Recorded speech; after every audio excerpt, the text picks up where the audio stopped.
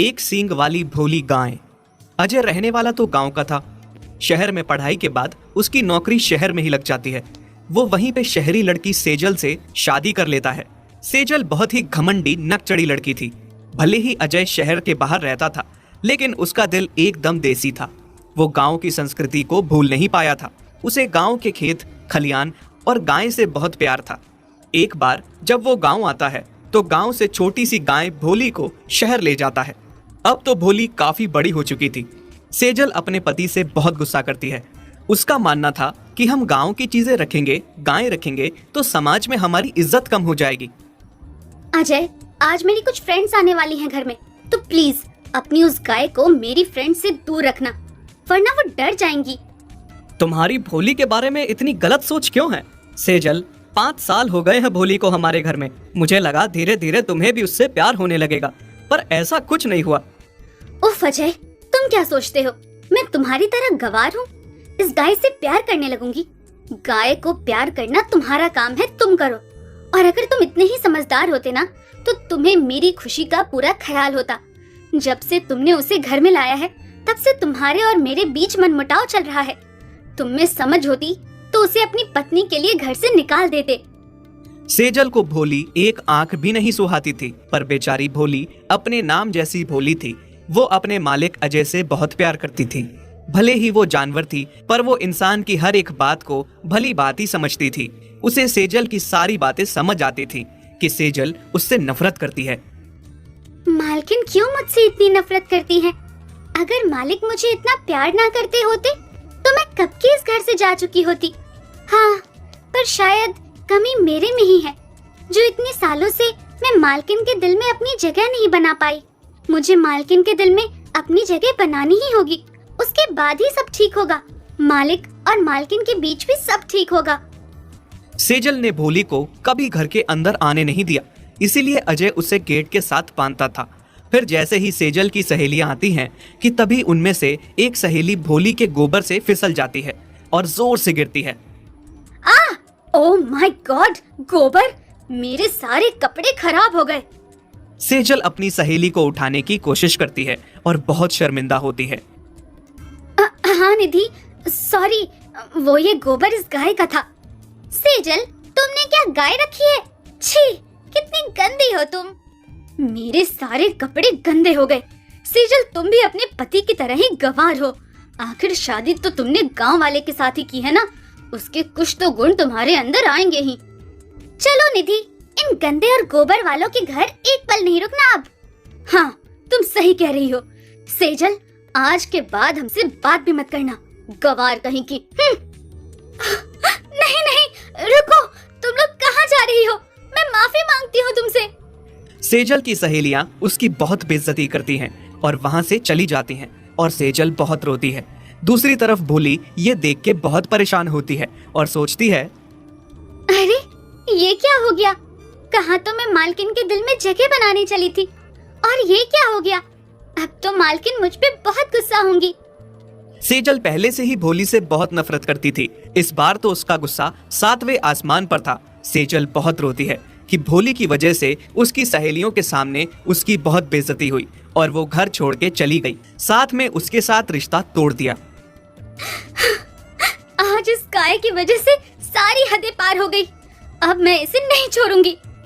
सेजल बड़ा सा डंडा उठा के भोली को मारने लगती है। भोली बेचारी अपनी ही गलती मान के चुपचाप मार सह लेती है। बस उसकी आंखों में आंसू बहते हैं। सेजल का एक डंडा भोली के सींग पे लग जाता है, जिस वजह से भोली का एक सींग टूट जाता है। मालकिन, बस भी कीजिए, अब मुझे बहुत दर्द हो रहा है, अब सहन नहीं हो रहा है। सेजल गुस्से में भोली को मारे ही जा रही थी। उसे इतना पता नहीं चल रहा था कि भोली का एक सींग टूट गया है। उसी समय अजय भी ऑफिस से आ जाता है। वो भोली को मारते हुए देख के बहुत दुखी होता है और सेजल के हाथ से डंडा छीन लेता है। तुम पागल हो गई हो क्या? ये क्या कर रही हो तुम? क्या तुम्हें नहीं दिख रहा? तुमने इस बेजुबान को मार मार के इसका सींग भी तोड़ दिया है। मारने दो आज मुझे इसे, मैं इसकी जान ले लूंगी। इसकी वजह से आज मेरी सहेलियों ने मेरी इतनी बेइज्जती की और मुझे इतना सुना के घर से चली गई। और सबसे बड़ी बात ये है, ये सब तुम्हारी वजह से भी हुआ है। आज तुम्हारी वजह से मैं इस समाज में किसी को मुंह दिखाने के लायक नहीं रही। बस बहुत हुआ, या तो इस घर में मैं रहूंगी या फिर ये गाय। जब तक तुम इसे घर से नहीं निकालते तब तक मैं खाना पीना छोड़ दूंगी। मैं कुछ नहीं खाऊंगी तब तक। अजय बहुत दुखी था कि उसकी पत्नी ने ऐसी शर्त रखी है और ऊपर से उसने भोली को इतना मारा है कि उसका एक सींग टूट गया। वो भोली के पास आता है और उसके साथ लिपट के रोता है। भोली, मुझे माफ कर दो। मेरी पत्नी ने तुम्हें इतना मारा, तुम्हारे जिस्म का एक हिस्सा उसने अलग कर दिया और मैं कुछ नहीं कर पाया। भोली, मैंने सोच लिया है, अब तुम यहाँ नहीं रहोगी। मैं तुम्हारा अच्छे से ध्यान नहीं रख पा रहा हूँ। ये घर तुम्हारे रहने के लायक नहीं है। भोली अपने मालिक के मुंह से जब ये सुनती है तो फूट फूट के रोने लगती है। उसे अपनी मार का दर्द महसूस नहीं हो रहा था, बस मालिक से दूर होने का दर्द हो रहा था। वो सोचती है, नहीं मालिक, मुझे आपको छोड़ के कहीं नहीं जाना। मुझे इस घर से मत भेजिए। चाहे मुझे मालकिन मार ही क्यों न दे, मैं मालकिन की मार खाने को भी तैयार हूँ। सेजल, लो खाना खा लो। नहीं, मुझे नहीं खाना। मैंने तुम्हें पहले ही बोला है, जब तक वो गाय इस घर से नहीं जाती तब तक मैं खाना नहीं खाने वाली।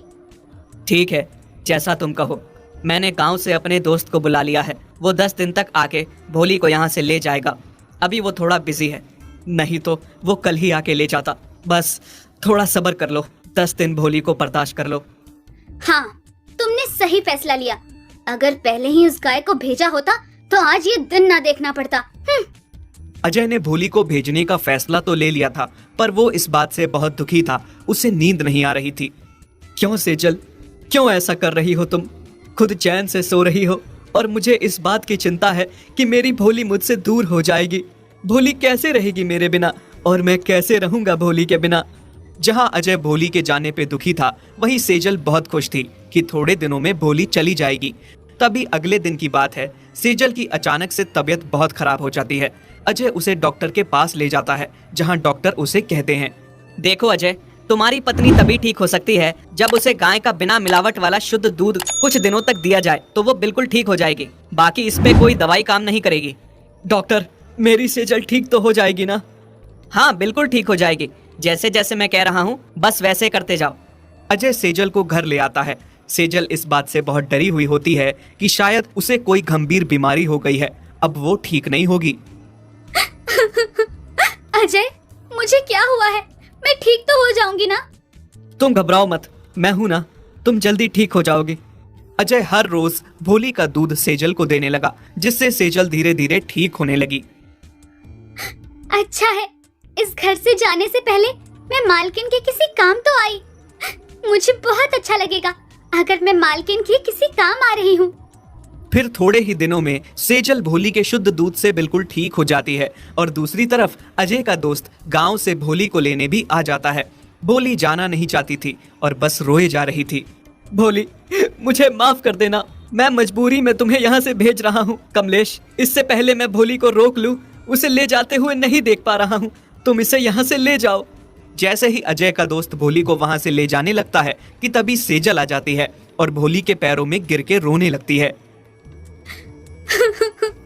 मुझे माफ कर दो भोली, मैं कितनी पापी हूँ। मैंने तुम्हें कभी नहीं अपनाया और आज अगर मैं जिंदा हूँ तो सिर्फ और सिर्फ तुम्हारी वजह से, तुम्हारे दूध से। मैंने तुम्हारे साथ कितना गलत किया, तुम्हें मारा, तुम्हारा सींग भी तोड़ दिया। मैं कितनी बड़ी पापी हूँ।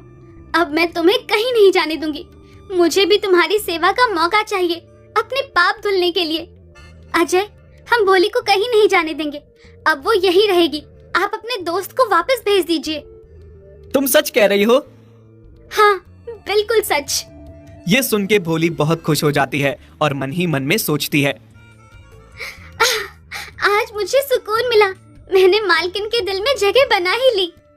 बस उस दिन से अजय के साथ सेजल भी भोली को खूब प्यार करती है और उसकी सेवा करती है। गाय और बैल का प्यार। राम जी के पास एक गाय थी जिसका नाम चांदनी था और एक बैल था जिसका नाम चांद था। चांदनी बहुत जल्द एक बच्चा देने वाली थी। राम जी अपनी गाय और बैल से बहुत ही प्यार करता था। चांदनी और चांद एक दूसरे से बहुत प्यार करते थे। चांद तो मानो पति की तरह चांदनी का ख्याल रखता था। एक दिन राम जी अपनी पत्नी लक्ष्मी से कहता है, लक्ष्मी, ओ लक्ष्मी, अब जल्द ही हमारे भाग खुलने वाले हैं। बहुत जल्द चांदनी को बच्चा होने वाला है। उसके बाद चांदनी खूब सारा दूध देगी। उस दूध को बेचने मैं शहर जाऊंगा। हम खूब सारे पैसे कमाएंगे। हाँ जी, आप सही कह रहे हैं। फिर कुछ दिन बाद चांदनी एक छोटे से बछड़े को जन्म देती है। राम जी और लक्ष्मी बहुत खुश हो जाते हैं। कुछ ही दिनों में राम जी की अच्छी खासी कमाई चलने लगती है। चांदनी जो भी दूध देती थी, राम जी उसे सुबह शहर जाकर बेचता था। फिर एक दिन राम जी दूध बेच के शहर से घर लौटा। तभी पीछे से एक आदमी राम जी को आवाज लगाता है। राम जी भाई, सुनिए तो। हाँ बोलो, क्या बात है भाई? भाई, मैं यहाँ से गुजर रहा था, तभी मेरी नजर तुम्हारे बैल पर पड़ी। तुम्हारा बैल मुझे बहुत अच्छा लगा। मैं बैलों का व्यापारी हूँ। मैंने देखा तुम्हारे पास तो एक ही बैल है। तुम एक बैल का क्या करोगे? मैं तुम्हें इसके अच्छे दाम दूंगा। अगर तुम चाहो तो मुझे बेच दो। नहीं नहीं भाई, मुझे अपने बैल से बहुत प्यार है। उसके यहाँ रहने से मेरा कोई नुकसान नहीं है। मैं उसे नहीं बेचना चाहता। ठीक है भाई, कोई जबरदस्ती नहीं है, पर तुम जब भी इस बैल को बेचना चाहो तो मुझे ही बेचना। यदि आप ऐसी कहानियां और देखना चाहते हैं तो हमारे चैनल को सब्सक्राइब करें और बेल आइकन पर क्लिक करें ताकि हमारी सारी नई वीडियोस आप सबसे पहले देख सकें।